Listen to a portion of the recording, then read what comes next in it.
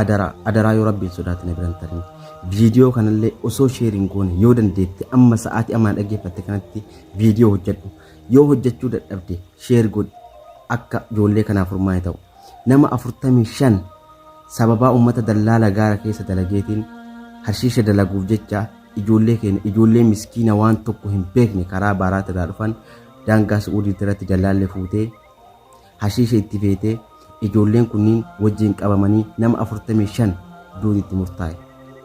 Waan kana furmaata ta'uuf hin dandeessan. Furmaata ta'uuf akka itti dandeessan iyyitanii iyyisiiftanii sa'aatii 24 keessa yookaan sa'a 2-3 keessatti akka ambaasii Itoophiyaa Saudi Arabiyaa keessa jiru bira sagaleen kun ga'u yoo gootanii ambaasiin Itoophiyaa furmaata godhuu danda'a. Adaraa Rabbii jedha. Adaraa Oromoo Rabbii jedha. Namni afaan kiyya kana beektan. Namni lama amma lubbuun isaa darbee jira. Namni lama lubbuun isaa baatee jirti. Adaraa iyyaa iyyisiisaa. Ijoollee tana lubbuu isaa dhaqqabaa. Ijoolleen tun miskiina wanta akka hin beekani. Wanta akka hin beekani maaltu akka ta'amaa jiru hin beekani. Waan hashiishaa irraa hin beeknu. Ani mataa kiyya gaafa karaa san dhufu ofii kiyyaa waan argee jiruuf. Waan wanni kun nama godhu irraa hin beekani. Cadhisanii baatanii deemanii jarri isaan beekani. Jarri dallaalaa itti fe'anii jara karaan beekne kan karaarra kaanii karaa mootummaatti qajeelanii mootummaan qabee amma murtee du'aa itti murteessanii. Adaraa Oromoo iyyaa iyyisiisaa wanni kun akka sababaa dallaalaatiin ta'e. Akka sababaa dallaalaatiin uummanni kun dhumaa jiru akka itti himamu. Yoo ijoolleen tun dhumtee lubbuun jara hundaallee saabattillee akka gumaan ijoollee sanii bahu. Akka dhugaan ijoollee sanii baatu Oromoo hadaraa Rabbii jedhaa viidiyoo kan sheer godha. Yoo dandeessan viidiyoo hojjedhaa. Adaraa dhiiga ijoollee tanaa. Adaraa osoo isin dhageessan osoo isin agartan dhiigni ijoollee tanaa akka dhaganaan. An isinitti dhaame isin immoo Rabbi dhiisee jira. Nagaan naa bula. Halkan keessaa sa'aatii 6 qabachaa akkasuma immoo wanta viidiyoo amma isin dhageessise kanarraa wanta dhageessan jechuudha. Dhugaa waan baay'ee nama gaddisiisu waan baay'ee namatti dhaga'amu jechuudha.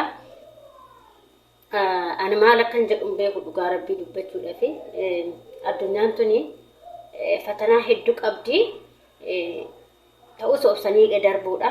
Haa ta'uti carraan namaa kun waan hedduudha kan lubbuu namaatis baasuuf kan wantoota garaagaraatiin nama kun keessa biyya ormaa keessatti jechuudha. Innaa obboloonni keenya kuni Saudi Arabiyaa keessatti sababa nama ijoollee hashiishaadhaan wannoo kanaan daldaltootiif jecha ijoollee keenya ijoollee murtoo du'aa itti faradanii jiru jechuudha. Ijoollee 47 keessaa 2 ajjeesan jedhanii jiran haga ammaa 45 immoo murtoon du'aa itti murtaa'ee jira jedhanii jiran jechuudha. Dhugaa Waaqayyo waan baay'ee nama gaddisiisu obboleewwan kiyya bakka jirtanitti adaraa keessa wal cinaa jedha adaraa keessa sagalee ta'aaf ijoollee kana baraaraa. Adaraa keessa sagalee ta'aafiti. Mootummaa keenyatti illee akka namumti akka mootummaa keenyallee wanta kana irratti xiyyeeffate ijoollee tana lubbuu isaa baraaran jechuudha. Ijoolleen tuni miskiina karaadhaan bishaan karaa bahaaratiin dhufanii raawwatanii haqa asitti nama tokkoof lama jedhanii wanta akkasiitis hojjetan jedhanii qabamanii har'a du'uun murtootti murtaa'e jechuudha. Waan baay'ee nama gaddisiisu. Akkatti baanuma beekna malee akkatti galluun beeknu. Biyya ormaa dukkana. Biyya ofii keessatti biyya nama haa nyaattu dhugaa Waaqayyo jechuudha. Baay'ee tokko garaana nyaata ijoollee sun jechuudha dhugaa.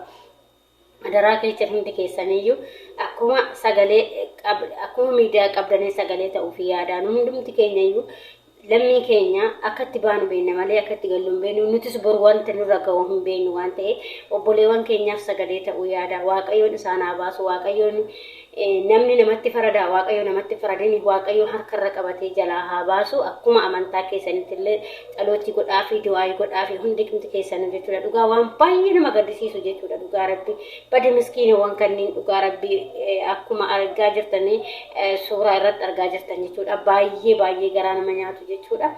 Har'a isaanis akkuma si'i akkuma anaan nan dalagadha jedhanii biyya ormaa biyya ofiitii bahanii sanuu bahaara lubbuu ofii gurguranii jechuudha.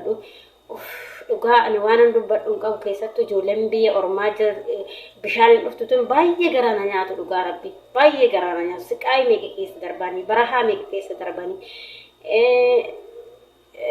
baharii meeqa keessa darbanii dhufanii asitti immoo yoo akkana ta'an baay'ee tokko nama garaa nama nyaatu jechuudha. Nuti xiyyaara yaabbannee dhufnee akkasuma nuti mana mandaan jirru bashannanee jiraannaa biyyoo akkuma ta'e illee ta'u jechuudha. garuu isaanii gubaa meeqa keessa darbanii kanaanuu immoo nuu dabartiidhaaf malee waan biraaf miti. Waaqayyumti waan dhiyoo dhuguma waaqa ta'e harka isinirra qabatee diina isin nyaachuuf ta'u kana jira isin haa baasu Waaqayyoon waan hin jedhuun qaban waan numan dubbadhuun dhabe dhugaa Waaqayyo obboleewwan keenya ijoolleen kun dhugaa Waaqaa jechuudha. Akkuma anaat biyya ormaa kanatti nan dalagadha jedhanii bahan malee bashannanaa fi mutarra ijoolleen tun kan qabamtee lubbuun du'aa itti faradamu jechuudha. Waa godhaniiti muti waa yookiin ajjeesaniiti muti kan itti faradamu. Waaqayyo immoo Waaqayyomti firdii isaan itti faradan kana irraa haa fashaleessu irraa haa balleessu Waaqayyoon jalaa isaan haa baasu. Waaqayyoon tarka diinaa kana keessaa isaan haa baasu.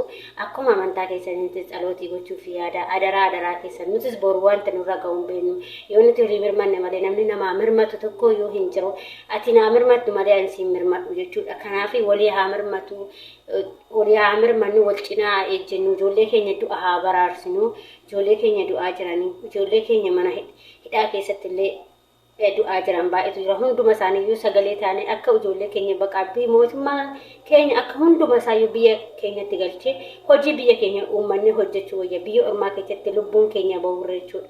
Innaa hundumti keessan adaraa keessanii sagalee ta'uu fi yaada adaraa ijoollee kanaa calootii godhaa fi akkuma amantaa qabdaniin du'aayii godhaa fi hundumti keessan Waaqayyoon namni 100 yoo kadhannaa godheef Waaqayyoon nama tokko dhaga'uuf danda'a waan ta'eef dhugaa Waaqayyo jechuudha. Baay'ee garaa nama nyaatu. Jireenya addunyaa fatanaa baay'ee qabdi. Kanaaf keessa darbuudha. Isinin jedhaa obboloota koo adaraa keessan isinin jedha waan dubbadhu wallaalee sagalee baqa hanga qabdanitti sagalee ta'uuf yaada ijoollee kanaa